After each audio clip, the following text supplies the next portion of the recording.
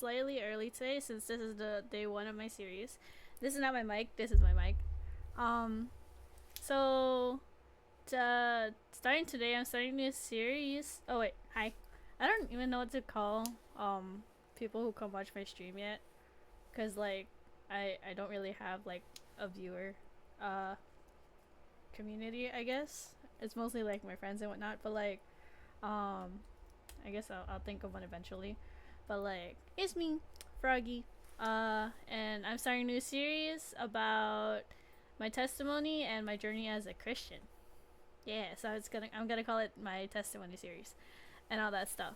So basically, what's gonna happen here is that I'm gonna be talking to chat, or if anybody is in chat and all that stuff, and I'm just gonna be sharing every Sunday when I get home from my church about my testimony, my journey as a Christian, like the struggles through and all that stuff. And we're gonna read the Bible too, eventually.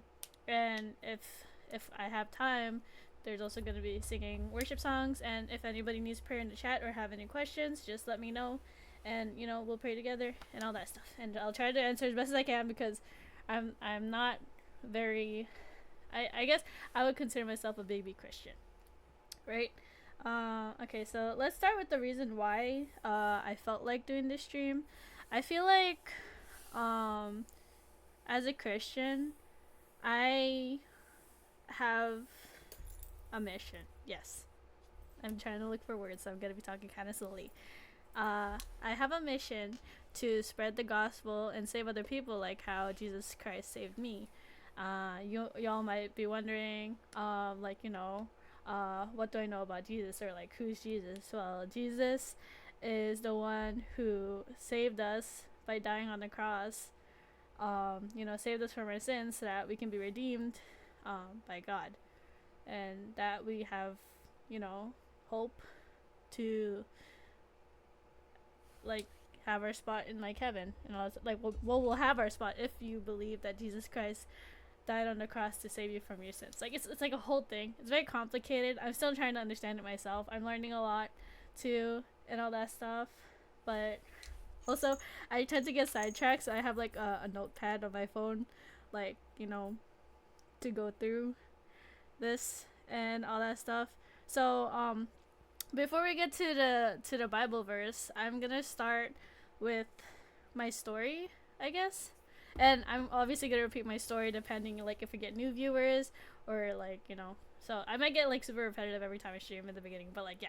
So basically, my story, in general, I was born in a Catholic family, so I knew of Jesus, I knew of God, and all that stuff. And I would go to church because I was supposed to. I went to like Sunday school for a little bit, but it didn't really turn out really good. And eventually down the line, um if you don't get proper upbringing or like consistent like teachings and all that stuff, you're kind of just gonna fall off. And my family had like a bunch of problems in general, so we kind of fell off from going to church.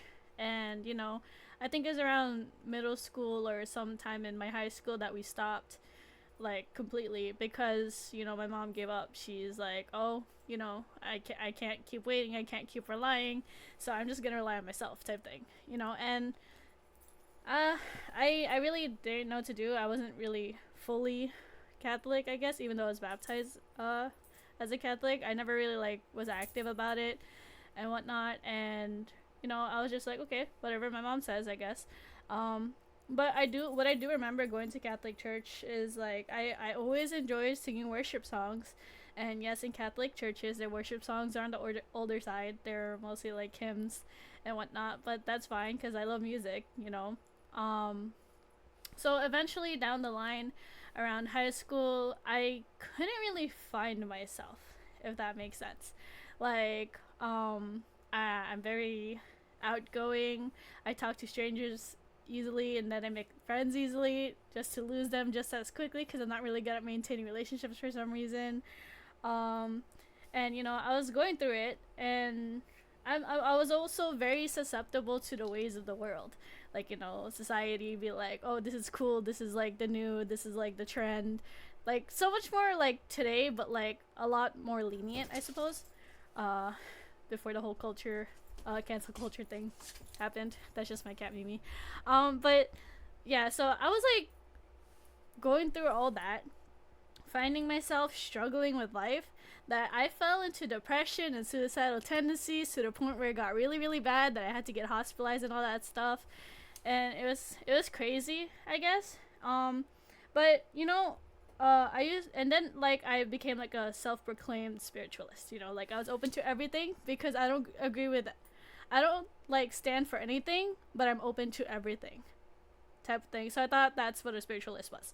And you know, I had a history of hanging out with friends who liked witchcraft and tarot cards and all that stuff, and I didn't really know any better, right? Because you know, I was finding myself, you know, that's just how it is. I didn't have a proper community to help me and all that stuff. And so yeah, that happened. And I always noticed, like during my worst points in my life, there's always something or someone, and it's not even like direct, I'm gonna stop you, like you want to know about Jesus. No, it's more like a random piece of a notice. Like for example, a pamphlet that flew somewhere, a pamphlet that ended up in my bag somehow, like you know, a Bible quote or something, or a handout. But like nobody really just stops and tells me, hey, you want to learn more. It just happens. It's just in passing, and it's like it was very consistent. Like, and it always happened when I was at my lowest, and I wasn't really asking for a sign or anything either. It just happened, right? So like I would still like, it would still like sit in the back of my mind, right? It would just be in the back of my mind, like, hey, like why do I keep seeing stuff about Jesus? Not that like I'm against it or anything, right? I was just like, oh, that's kind of weird, you know, it keeps happening. And I got to the point where like I collected a couple of them, but like I don't know where they went because I keep changing up my room. But like yeah, so that happened. Down the line, I met my ex, because you know, depressed, you know, suicidal, all that stuff. And whatchamacallit, I couldn't handle it. I couldn't handle being alone anymore. You know, again, I couldn't really keep my friends and all that stuff, maintain the relationship. So hi, welcome to my stream. I'm in the middle of talking about my story on how I became a Christian. Do you want me to continue where I left off, or do you want me to start over? I don't mind either way. But yeah, so I'm gonna continue unless you want me to start over. Just let me know. But so I was really at my worst. I was at my worst. I was so alone that I was craving for affection from anybody at all. And then I met my ex, and you know, I was so deprived of affection and love. I latched onto him in the worst way possible. I knew he was a walking red flag, but I didn't care because I needed it. I needed like self-satisfaction, self-gratification, all that stuff, but he wasn't even giving it to me either. And in fact, like I thought I was gonna end up for him for the rest of my life. And even though I wasn't necessarily going to church and all that stuff, I still believed in keeping my virginity for like the one, you know, like, cause like I'm a romanticist, I gotta, right? But the worst part is, even if he promised he would, he still didn't stay with me. That's why he's my ex, you know? And I lost something very important. It was part of me, and it was devastating knowing that he wasn't my future and that I was just used, right? And then COVID happened, he broke up with me, all that stuff. So I was really down deep in the dumps, like at my worst possible. Like, you know how like you're normally at the edge of the cliff? I was so close, I was basically falling off, you know? Like I didn't even have an edge anymore. I was like almost there. Like, you know, just suspended in the air type thing. And then like at some point I started Discord hopping because, you know, I wanted friends, and I made friends. There was a couple rebounds and all that stuff. And then I ended up in this one server where I met my current boyfriend. And, you know, I thought okay, this also gonna like kind of tie into like how I met my boyfriend and that story, but like I'll try to be like short on it. But like I thought he was an old man because of how deep his voice sounded. He said he had a job, but it was just a summertime part-time job thing. But like yeah, and like he started hanging out with me. I started learning more about him, and it turned out he was Christian, right? But the thing is, he was so afraid to talk about himself being a Christian to me because he thought I was so, I guess, closed-minded that I'm only going to be a Christian because of him. And that was something he completely misunderstood, because I'm the most open-minded person I know, like literally. And I'm not going to just follow you because I want to follow you. I follow you because I also believe it too. I'm weird like that. But anyway, so he didn't want to talk about it for the longest time. And I made another friend too who was also Christian, and she would like invite me to her church on live because, you know, COVID, and they also live in Canada. But like, you know, and then I started learning more, and it kind of like started like shaking me, I guess. Like to the point like, oh, I'm like so curious. I want to know more. I want to know like what makes somebody believe so much in God and Jesus that like that they can show such amazing qualities like kindness and like unconditional love and all that stuff. And it was amazing, and I was just like overwhelmed by it all, and I was like, whoa, I want that for me too, you know. And at some point I decided to convince my boyfriend like, hey, you know, you want to tell me more about Jesus and why you love him and why he's such a huge part of your life? And you know, and then like he started inviting me to his service online, and then I went to visit him for the first time ever, and I started going to his church for a while when I went up to Canada, or whenever I did. And then I was getting so involved in his church, his pastor would tell me more and all that stuff. And then I think it was in the summer, I wrote down a note somewhere. It was in the fall. In November 17, 2022, I finally like accepted like, you know, Jesus as my Lord and Savior. And like, you know, a lot of people were excited for me, right? My boyfriend was praying about it for me, and I was like so ecstatic too. And I'm like, okay, where do I start now? You know? So again, I was going to his church a lot, and you know, I talked to his pastor, and his pastor recommended me, hey, since you live like in New York, maybe you should find a church close to you. And then I was like, you know what? That sounds like a great idea. Maybe I should do that, right? And then, but like at first, I honestly wanted to keep going to his church, but there was no way I was ever gonna live there, because, you know, we're not even married yet. But like, yeah, so, and then around January 3rd, around the time I came back, I found a church. It was decently close to my house, like 20 minutes away. And the feeling you get when you find your home church, let me tell you now, it's like a very unique feeling that I don't think you'll feel anywhere else ever, right? I literally just stepped in the church, not even got greeted yet, but like I felt so overwhelmed. I don't know how to explain. I got so overwhelmed. I was like literally about to cry. I was like, wow, I feel like I belong here even though I just arrived, right? And I thought that was amazing. And you know, I met the greeting team. They gave me a little pamphlet thing of what's gonna happen like for the service, and like announcements in it, or mini announcements and all that stuff. And then I was seated, and then okay, so I'm used to worship songs, hymns, because I used to go to a Catholic church, right? This is the first time ever there was a live worship team in the front, and the overwhelming feeling I got from the first song, and I still remember what that first song was. I was in tears. I was crying. I didn't even know this song, but I started singing it. And like, I was like, wow, like this is amazing. And then the message after that, it was literally like, okay, it's gonna sound negative. It was an attack on me. I'm telling you now. I felt so convicted. I was like, I just got here, and I really feel convicted. And what I love about my service, like at my church, whenever I have time to go, because like, you know, I'm in 3 different ministries. I never really had time to sit on service anymore, but I'm gonna work on that. But like, you know, the amount of times the message just hits you straight nail on the head, I'm just like, bro, are you talking to me right now? You know, like whenever that happens, it's just so overwhelming and good, because it answers all the questions I had throughout that week before service. And I'm just like, this is amazing, you know? But yeah, like coming to Christ is one of the biggest changes in my life that makes me feel so good, right? And I'll add on more to that some other time. But like the worship song that was sung was called Egypt by Corey Asbury. And you know, if you're okay with it, I'm just gonna sing a karaoke version of it for a little bit, and then we can start reading the Bible. So yeah, click this button.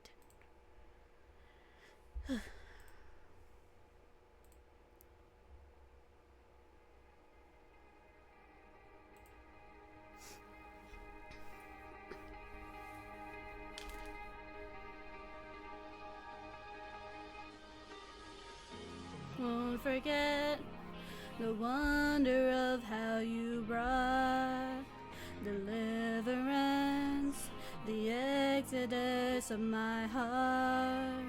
You found me, you freed me, held back the waters for my release. Oh Yahweh,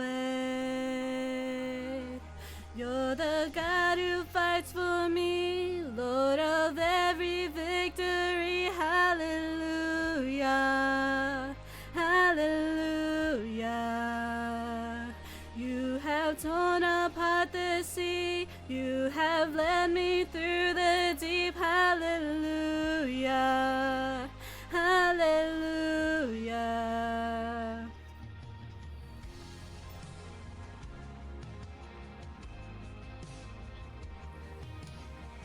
A cloud by day is a sign that you are with me. A fire by night is a guiding light to my feet. You found me, you freed me, held back the waters for my release. Oh Yahweh, you're the God who fights for me, Lord of every victory. Hallelujah, hallelujah. You have torn apart the sea, you have led me through the deep. Hallelujah, hallelujah. For me, Lord of every victory. Hallelujah, hallelujah. You have torn apart the sea, you have led me through the deep. Hallelujah, hallelujah.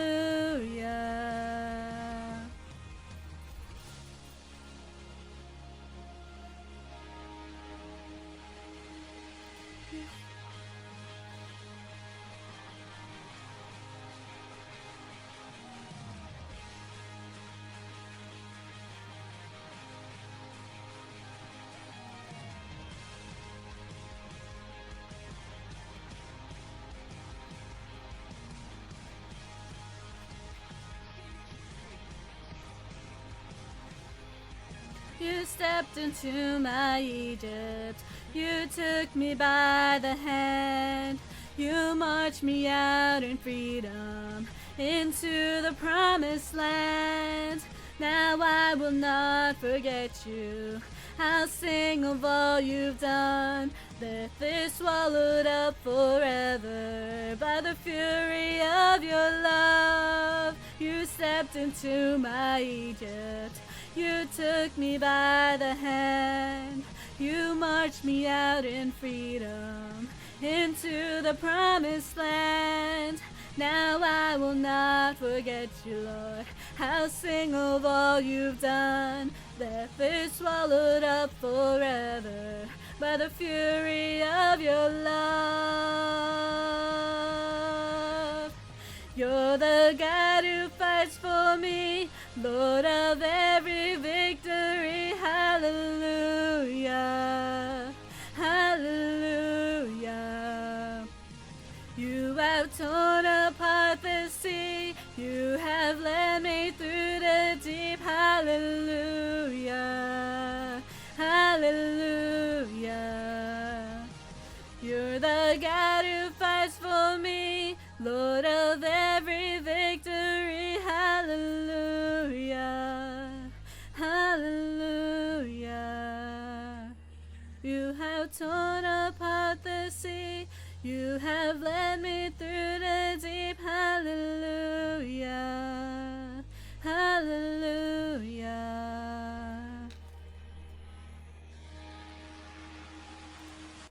Well, the song that we sing in my church is not that long. I think this is a concert version that I clicked on. But yeah. Let me just... There we go. We're back. So, that was the first worship song that I walked into, and the amount of emotion I felt was crazy. I was crying. I couldn't sing that well because I was crying, but I was there. I felt good, you know.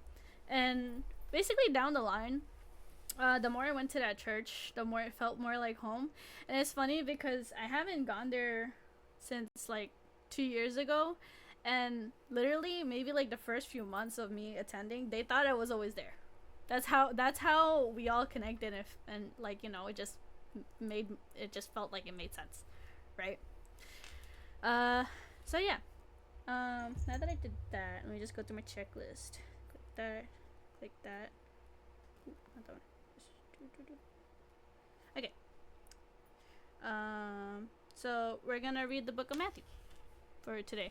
I usually read the NIV version because it's a lot easier to digest. And the book of Matthew is the first book in the New Testimony, and it's also a lot easier to digest for people who don't really read the Bible or know much. And I'm one of those people. Like, I do read the Bible, but only like during Bible study and all that stuff, or like the Bible verse. And I'm like, I need to really like, what's the word, like, work on that, because the conviction I felt at service today, it was literally everything that I was going through again this week. We were talking about, my notes is in the living room. We were talking about like sustaining our faith, in Jesus Christ, and like what that really means, and how we need to like I guess just lock in it, for lack of a better term, but we just gotta lock in. The way the world is right now, we just gotta lock in. And that and reading the Bible is one of those, because I've been struggling for more than the past week, for the past few months, trying to save my family.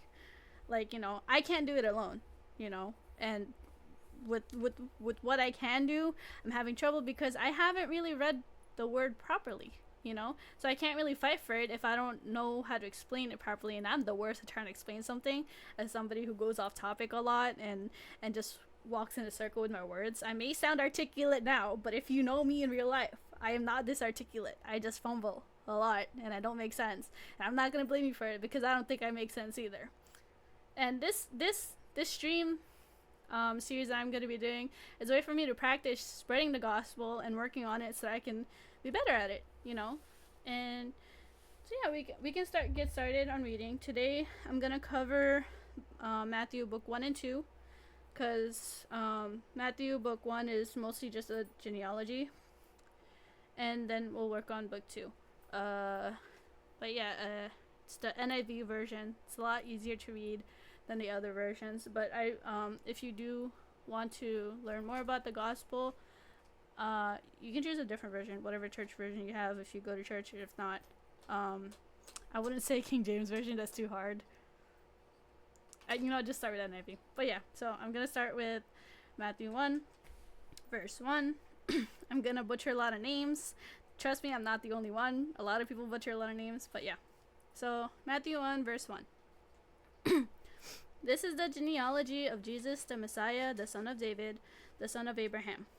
Abraham was the father of Isaac, Isaac the father of Jacob, Jacob the father of Judah and his brothers, Judah the father of Perez and Zerah, whose mother was Tamar, Perez the father of Hezron, Hezron the father of Ram, Ram the father of Amminadab, Amminadab the father of Nahshon, Nahshon the father of Salmon, Salmon the father of Boaz, whose mother was Rahab, Boaz the father of Obed, whose mother was Ruth, Obed the father of Jesse, and Jesse the father of King David. David was the father of Solomon, whose mother had been Uriah's wife. Solomon the father of Rehoboam, Rehoboam the father of Abijah, Abijah the father of Asa, Asa the father of Jehoshaphat, Jehoshaphat the father of Jehoram, Jehoram the father of Uzziah, Uzziah the father of Jotham, Jotham the father of Ahaz, Ahaz the father of Hezekiah, Hezekiah the father of Manasseh, Manasseh the father of Amon, Amon the father of Josiah, and Josiah the father of Jeconiah and his brothers at the time of exile to Babylon. After the exile to Babylon, Jeconiah was the father of Shealtiel, Shealtiel the father of Zerubbabel, Zerubbabel the father of Abihud, Abihud the father of Eliakim, Eliakim the father of Azor, Azor the father of Zadok, Zadok the father of Achim, Achim the father of Elihud, Elihud the father of Eleazar, Eleazar the father of Mathan, Mathan the father of Jacob, and Jacob the father of Joseph, the husband of Mary, and Mary was the mother of Jesus, who is called the Messiah. Thus, there were 14 generations, and all from Abraham to David, 14 from David to the exile to Babylon, and 14 from the exile to the Messiah. That was verses 1 through 17. Matthew 1, verse 18. This is how the birth of Jesus, the Messiah, came about. His mother Mary was pledged to be married to Joseph, but before they came together, she was found to be pregnant through the Holy Spirit. Because Joseph, her husband, was faithful to the law, and yet did not want to expose her to public disgrace, he had in mind to divorce her quietly. But after he had considered this, an angel of the Lord appeared to him in a dream and said, Joseph, the son of David, do not be afraid to take Mary home as your wife, because what is conceived in her is from the Holy Spirit.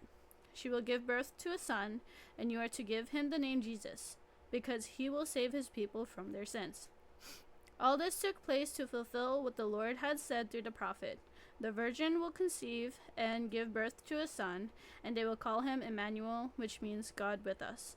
When Joseph woke up, he did what the angel of the Lord had commanded him, and took Mary home as his wife.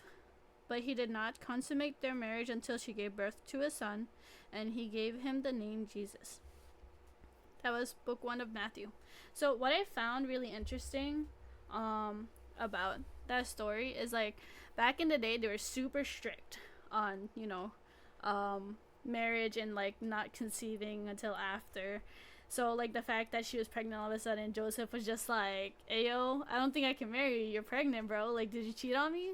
Like, I'm just saying, like, this is my take on it, And then, it was explained to him, like, through a messenger from God, like, hey, this is the Messiah she's gonna give birth to. She didn't cheat on you. She's the virgin who gave birth, or is about to give birth, and all that. It's fine for you to marry her. And I found that really interesting. And also what I love about, like, certain books in the Bible, they sound like literally stories. Like, they're, like, written in narrative format, and I love it. And some of these are super, like, trauma filled, like drama, same thing, both equally, I guess. But, like, it's really interesting to read the Bible. So if you ever, like, sit down and read, you're just gonna be like, this is better than any novel I've ever read. Plus, they're all factual, like, they actually happened type thing. But yeah, okay. Matthew 2, verse 1. After Jesus was born in Bethlehem in Judea, during the time of King Herod, Magi from the east came to Jerusalem and asked, where is the one who has been born King of the Jews? We saw his star when it rose and have come to worship him. When King Herod heard this, he was disturbed, and all Jerusalem with him. When he had called together all the people's chief priests and teachers of the law, he asked them where the Messiah was to be born. In Bethlehem in Judea, they replied, for this is what the prophet has written. But you, Bethlehem in the land of Judah, are by no means least among the rulers of Judah, for out of you will come a ruler who will shepherd my people Israel. Then Herod called the Magi secretly and found out from them the exact time the star had appeared. He sent them to Bethlehem and said, go and search carefully for the child. As soon as you find him, report to me so that I too may go and worship him. After they had heard the king, they went on their way, and the star they had seen when it rose went ahead of them until it stopped over the place where the child was. When they saw the star, they were overjoyed. On coming to the house, they saw the child with his mother Mary, and they bowed down and worshipped him. Then they opened their treasures and presented him with gifts of gold, frankincense, and myrrh.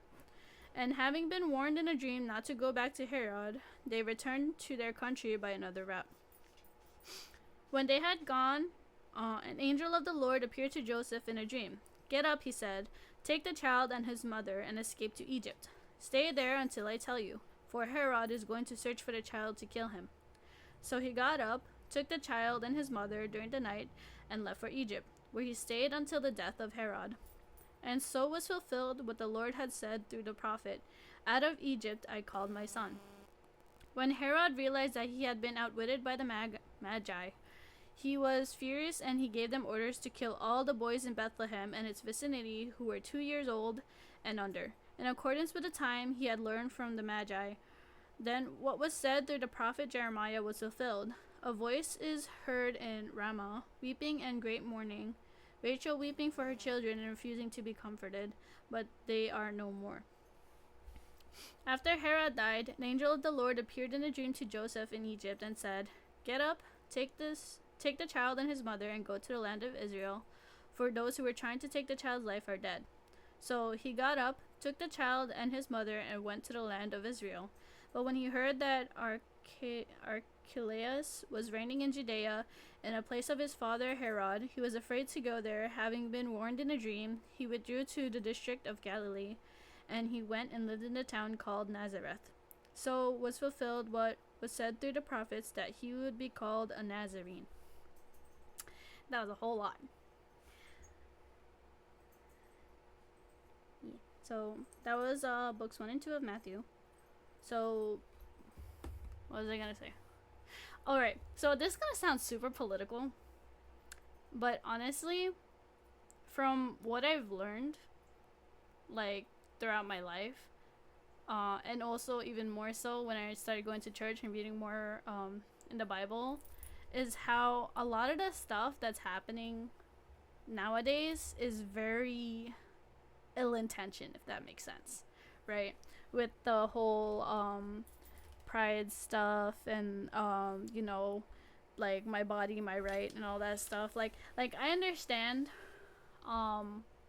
what it's like to suffer from searching my own identity or who I really am or what I'm supposed to do and how I'm supposed to live my life. But the fact that social media is such a huge outlet that reaches everywhere, the ill intention is literally spreading, and it's deliberate, right? Because I understand how it started, right? A lot of people like go through life growing up learning in different environments, but the fact that social media is pushing for these kind of thoughts and like societal norms and also it's affecting our future generations. This is just purely my opinion, right? I'm not really like into the whole political scene and whatnot, but like I am honestly concerned for our future, as like our future in general, right? Christians, non-Christians, like the fact that this is happening is kind of crazy, and you know there's a lot we have to do to prevent this from happening, I guess.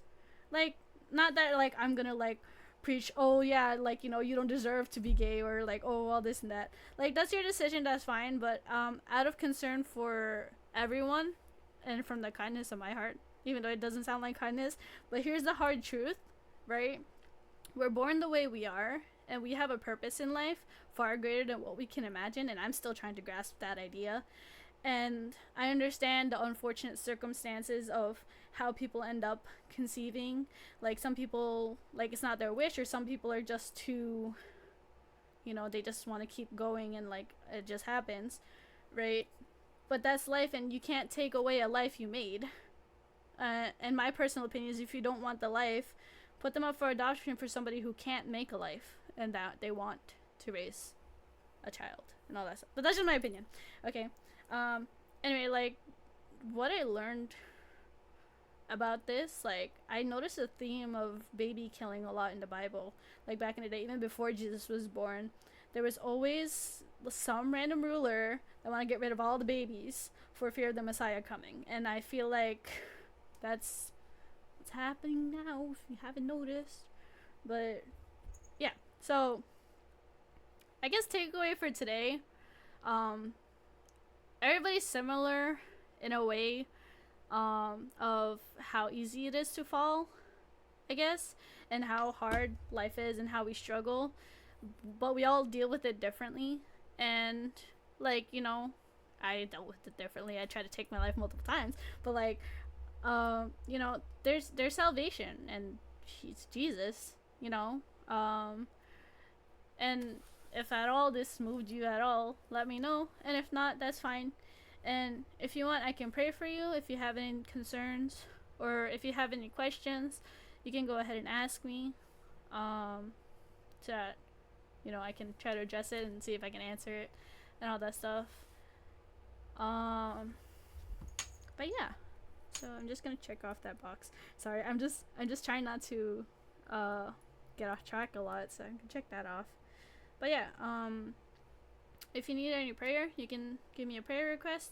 If you don't feel like doxing yourself, just give me something to call you, because God knows, who needs a prayer and who the prayer is for. And my stream is about to end soon, so yeah, let me know. And I just wanted to share today's verse, because I have this Bible app that gives me a daily verse every day. I also have a link on my server. I play games. Normally, I just don't stream them because my frames tend to drop a lot. I just have really bad internet. And small stuff like this I can do, and like small games too. But like I can't even stream Valorant anymore. But like yeah, I have a link to my server on my stream page, and you can just chill, hang out, make more friends. And I also have like a Bible verse tab too. But the Bible verse of the day is from Isaiah 53:5, NIV version.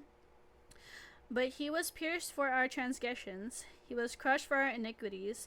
The punishment that brought us peace was on him, and by his wounds we are healed. That's the verse of the day.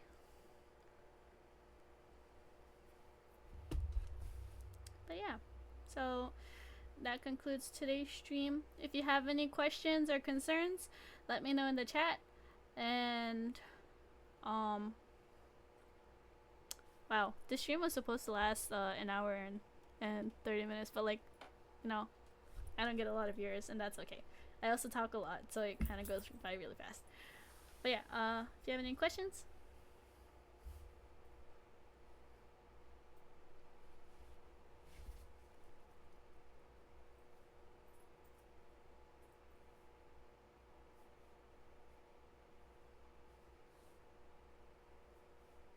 It's okay if you don't have any questions either, or concerns. You can also request prayer. If you don't have anything you want me to pray about, then that's fine. I don't know how delayed my stream is. I'm gonna look at the...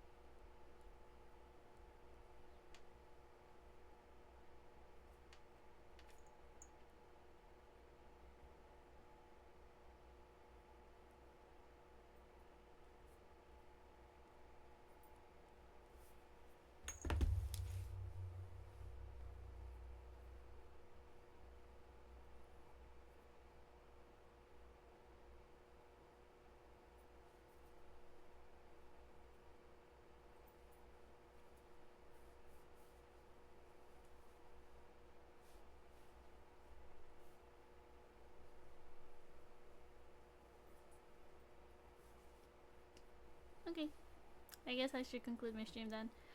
Thank you for coming, Freya's in Emma. It was nice having you. Nice chatting with you. But yeah, that's it for today's stream. Thank you. Bye.